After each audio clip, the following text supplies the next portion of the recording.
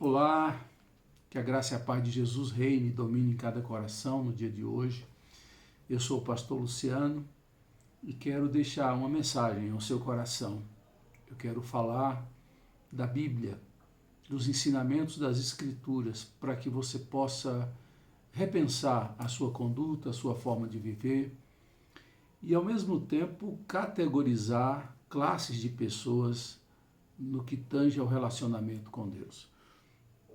Eu posso categorizar da seguinte forma: existem, primeiramente, aquelas pessoas que afrontam a Deus, que são escritas e denominadas na Bíblia como ímpias, a impiedade. São pessoas que abrem sua boca contra Deus, contra os outros. Elas não têm nenhum temor, nenhum receio de criticar Deus e de afrontá-lo. Elas têm a maldade para com o próximo, melhor dizendo, e também elas têm uma raiva contra Deus. Estes são os ímpios, disse o salmista.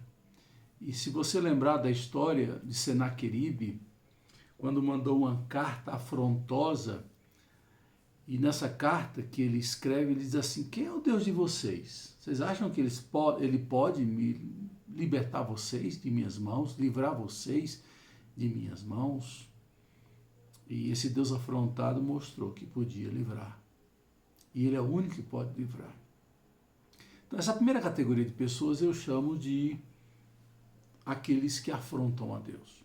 Há também uma segunda categoria, aqueles que desprezam que Deus existe. Há uma diferença entre você afrontar Deus e desprezar a sua existência. São pessoas que vivem a vida como se Deus não existisse. Elas não estão preocupadas se vão prestar contas ou não a esse Deus. A Bíblia fala que, em Romanos 14, que o homem prestará contas de si mesmo a Deus. E fala também que todos nós vamos nos ajoelhar na vida gloriosa de Jesus e confessar que Jesus é Senhor. Todos, não há exceção. Mas as pessoas que vivem dessa forma tentam negar que Deus exista, que há um mundo controlado pela soberania de Deus, e essas pessoas, com essa atitude, vivem fazendo o que bem querem, realizando os seus desejos, suas vontades, porque não existe para eles um parâmetro divino espiritual. Agora, quando eu vou falar da terceira categoria de pessoas, aí tem mais a ver com pessoas que conhecem a Deus. Eu digo também que existem, em terceiro lugar, pessoas que se escondem de Deus. E aí nós vamos nos deparar com aquelas pessoas que tiveram um relacionamento íntimo, conheceram a bondade, a fidelidade, o amor de Deus, mas por rebeldia, por quererem fazer suas próprias vontades, elas resolvem se esconder de Deus. E o caso clássico, típico, é quando Adão e Eva resolvem fazer suas vontades e comem o fruto proibido. E quando eles comem o fruto proibido, não acontece nada que Satanás havia prometido, de que eles seriam conhecedores do bem e do mal, que eles seriam como deuses. Pelo contrário, eles se definharam, eles conheceram mais as trevas, eles conheceram mais o mal do que o bem. Dentro deles agora habitava toda a corrupção que a nós foi legada, mas que eles vivenciavam. E assim a atitude deles, por crise de consciência, foi de se esconder de Deus. Deus aparece no jardim do Éden, para o encontro diário. A Bíblia diz que diariamente Deus encontrava com Adão e Eva, e esse encontro foi rompido por causa da consciência pesada e do pecado cometido. E eles se esconderam de Deus atrás de uma árvore. Muitos de nós que um dia tivemos esse contato com Deus, essa aliança, esse compromisso, por opções próprias, por iniciativa própria, nós nos afastamos dele e estamos escondidos atrás de árvores, enquanto que Deus nos procura para reatar, para reaproximar. Nós vivemos nessa dinâmica de brincadeira de esconde-esconde com Deus. A quarta categoria de pessoas, que também está ligado com aqueles que já conhecem a Deus, tem a ver com aqueles que fogem de Deus. Veja lá, nós falamos sobre aqueles que afrontam Deus, aqueles que desprezam a existência de Deus, e também falei daqueles que se escondem de Deus. Mas também tem aqueles que fogem de Deus. E o exemplo mais claro que a Bíblia conta é a história de Jonas, um profeta que amava muito Deus, mas ele estava com revolta, com ressentimento contra Deus, e ele resolveu fugir de Deus. Deus dá uma ordem para ele, que era de abençoar uma nação ímpia, má, uma nação que havia feito mal as 10 tribos do norte de Israel, e havia levado as 10 tribos do norte como cativos para o cativeiro assírio, e ele não aceitava que Deus usasse de bondade e de misericórdia para um povo que fez tão mal à nação de Israel.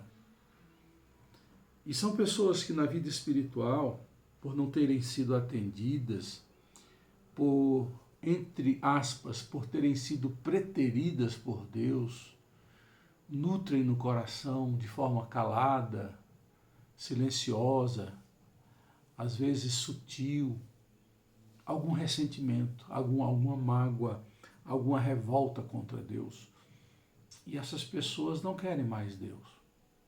Elas não só querem, não somente deixaram de ir à igreja, mas também não querem mais Deus. Elas não oram, elas não louvam, elas não leem mais a Bíblia. Tem todo um arcabouço, todo jeitão de cristão, de evangélico, de protestante, mas o coração não é mais a mesma coisa. O livro de Jonas diz, no capítulo 1, que Deus deu uma ordem para ele, diz: dispõe-te, vai à grande cidade de Nínive e prega contra ela. E diz: se ela não se arrepender, eu virei e destruirei essa cidade. Mas Jonas, já sabendo do coração de manteiga de Deus, já se antepõe, ou interpõe, melhor dizendo, ao que iria acontecer. Ele disse: se Deus vai usar de misericórdia, eu não vou ser o canal de bênção para esse povo. E o versículo 3 diz: mas Jonas fugiu da presença do Senhor, dirigindo-se para Tarsis, que é onde é a Espanha hoje.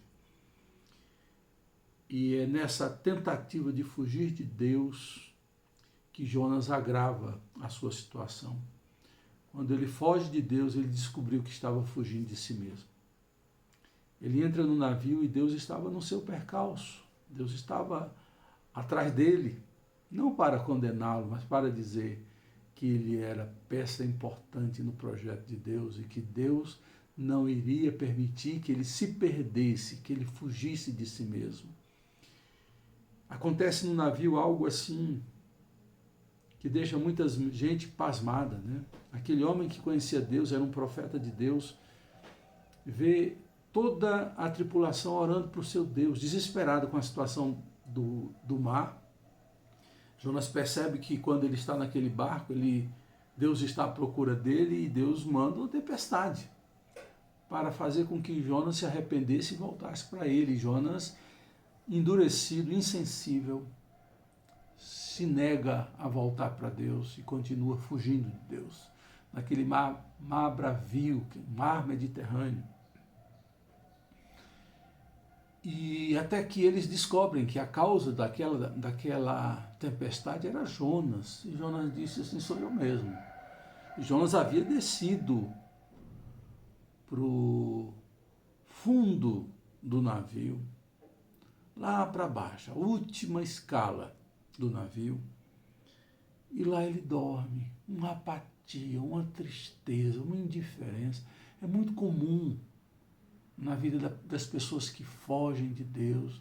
Elas começam a fugir de si mesmas, elas começam a tomar atitudes incompreensíveis, sabotadoras, perigosas contra si.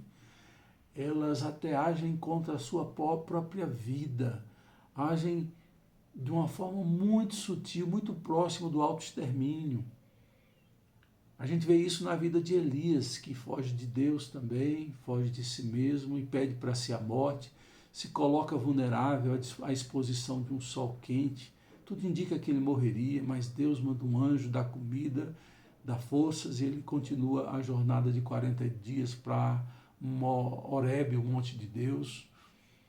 Muitos cristãos que um dia tiveram uma vida de comunhão, foram assíduos na vida da igreja, foram assíduos na vida espiritual, na busca de Deus, hoje estão assim, apáticos, frios, indiferentes, porque no coração tem alguma coisa, algum sentimento, que muitas vezes eles não têm a coragem de verbalizar a Deus. Como Jonas teve, lá no final do livro, ele diz assim para Deus, quando Deus pergunta, é razoável essa tua ira? E ele diz, é razoável sim até a morte.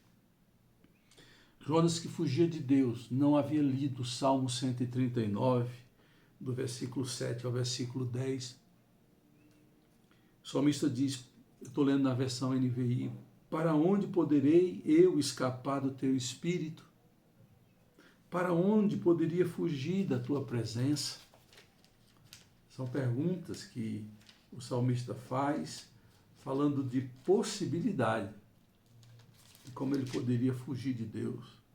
E ele chega a uma conclusão lógica e espiritual.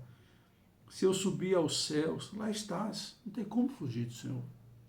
Se eu fizer minha cama na sepultura, também lá estás.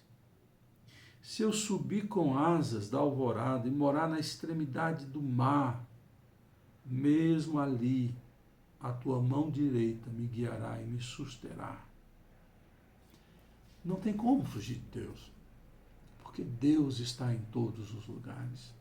Na verdade, a gente está fugindo de nós mesmos, está fugindo da realidade, a gente está fugindo do futuro, a gente está fugindo da vida. E Jonas fez isso. E Jonas fugiu de Deus com algumas dinâmicas, né? Jonas foge geograficamente. A tentativa de que, saindo de um lugar, indo para outro, ele se ausentaria de Deus. Leia do engano. Engano tolo. Ele foge de Deus, além de geograficamente, ele foge de Deus emocionalmente. Suas emoções não estão mais conectadas em Deus, pelo contrário. As suas emoções estão canalizadas em si mesmo para a autodestruição, para a negação, para o autoabandono, para a sabotagem. Então, é uma fuga das boas emoções. E é uma fuga de pessoas. Isso a gente vai ver tanto na vida de Elias quanto na vida de Jonas. Ele procura a solidão, ele procura os cantos, ele procura estar sozinho. E o mais incoerente de tudo isso é que Jonas e Elias viveram momentos tão difíceis. Elias, quando ele foge de Jezabel, ele deixa o seu assistente em Berseba e vai sozinho. É uma coisa maluca. No momento que a gente precisa de apoio, de uma palavra amiga, de alguém para nos ajudar, a gente escolhe andar sozinho. Elias fez isso, Jonas fez isso. Aquela tempestade monstro.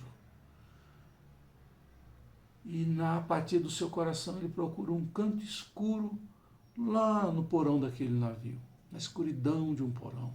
Aquilo refletia a sua alma. E normalmente essas pessoas buscam geograficamente estarem sozinhas. E isso é muito perigoso. Isso não faz bem. Isso não é legal. E depois ele vai para a geografia psicológica, quando ele assume a culpa para ser condenado. Ele já havia se condenado, agora ele precisava que os outros condenassem. Quando chegou nele, que provavelmente, possivelmente, a razão da tempestade era que o Deus de Jonas havia trazido aquela tempestade, que ele seria o culpado, ele se apressa a dizer, sou eu mesmo, me lancei ao mar, eu quero morrer. condenação psicológica. Uma condenação que muita gente toma. Muitos casos de autoextermínio, suicídio, estão ligados à condenação psicológica. E eles lançam Jonas no mar. Jonas vai ao fundo do mar. Até que Deus, que está em todos os lugares, que não foge de nós. Nós fugimos dele, ele não foge de nós. Vai ao encontro de Jonas por meio de um grande peixe. Tudo indica que é um cachalote, que é um peixe, é o maior peixe existente no mundo. Parece com uma baleia, mas não é uma baleia. E existe na região do Mediterrâneo, pelo menos existia. E ele o engole. Jonas se vê vivo, no fundo do mar, dentro de um ventre de um peixe. O que ele não cogitava acontecer, acontece. E assim e ali, ele começa a pensar em Deus. Ele começa a entender que, mesmo querendo morrer, ele não morre porque Deus tem propósito. E ele cai em si e faz uma das orações mais belas que a gente pode ter conhecimento. Está no capítulo 2, versículo 1 até o versículo 10 do capítulo 2. Jonas abre os seus olhos e vê que a única opção é não se perder de Deus, apesar dos nossos pecados, dos nossos pensamentos, das nossas atitudes. Não solte a mão de Deus para nada. Para nada. Você precisa desesperadamente de Deus. Você não pode fugir de Deus, nunca, jamais. Segura na mão dele. E ali naquele ventre de peixe, Jonas tem a sua reconciliação e ao invés de fugir, ele encontra Deus e vai fazer a sua missão. Jonas é vomitado na praia e anda muitos quilômetros até chegar a Nínive e prega a cidade de Nínive. Ainda não está completamente curado, mas está ali em processo de restauração. Qual é a minha palavra final para você que me ouve hoje? O seu coração pode estar em uma dessas categorias. Você pode ser alguém que afronta Deus e por acaso está ouvindo e assistindo esse vídeo. Por acaso você pode ser uma pessoa que despreza Deus, despreza a existência dele. Por acaso você está assistindo esse vídeo. Ou você talvez seja alguém que está se escondendo de Deus, como Adão e Eva, ou fugindo de Deus, como Jonas e Elias. Eu queria dizer para você, você vai prestar contas diante de Deus, sim. A morte é um portal que te leva para uma realidade espiritual e que você vai prestar contas a Deus, sim. Outra coisa, você que um dia teve um relacionamento com Deus, está escondendo ou fugindo de Deus, você precisa urgentemente voltar para Deus.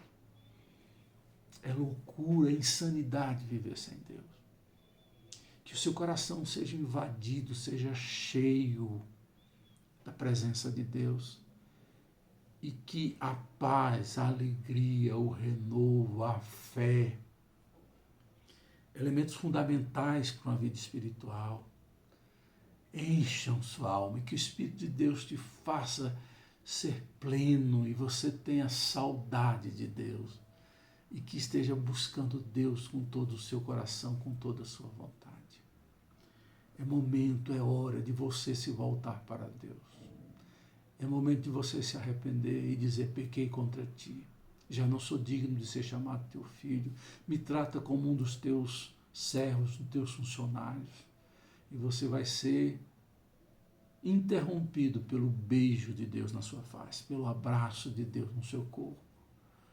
O seu cheiro de porco, que era o cheiro que o filho pródigo tinha, vai ser tirado por roupas velhas serão tiradas e roupas novas serão dadas.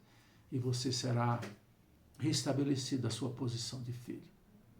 Que Deus abençoe sua vida e enche o seu coração de esperança e fé. Amém.